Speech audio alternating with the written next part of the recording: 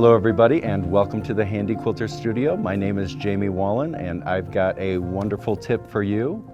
Have you ever loaded a customer quilt or started to load and you have the backing loaded and you have hammocking on one side and you have flat on the other?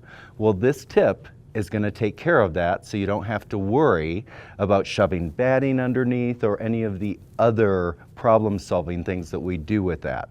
So what I do is once I load my backing on, front and back, and I roll it up the initial time, as I go to the end and I roll it about 2 to 3 times, and it's going to turn out perfectly flat every time.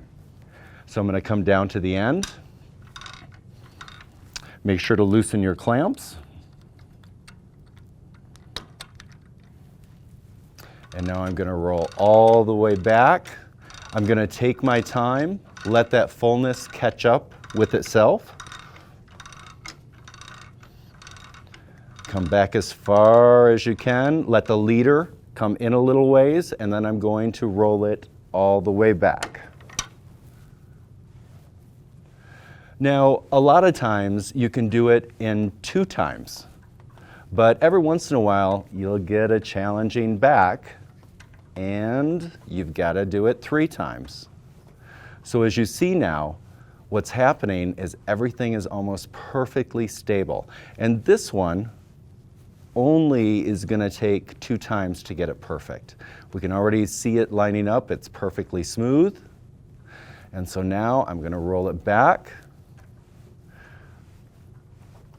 And after I load my top, I like to have my edge down a little further, so I'm going to stop it there.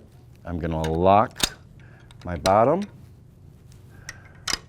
lock my top, and now you have a perfectly smooth backing to work with, so you're not going to take the chance on getting tucks. Nobody wants tucks in their back. I hope you've enjoyed that, and as usual, take care of each other.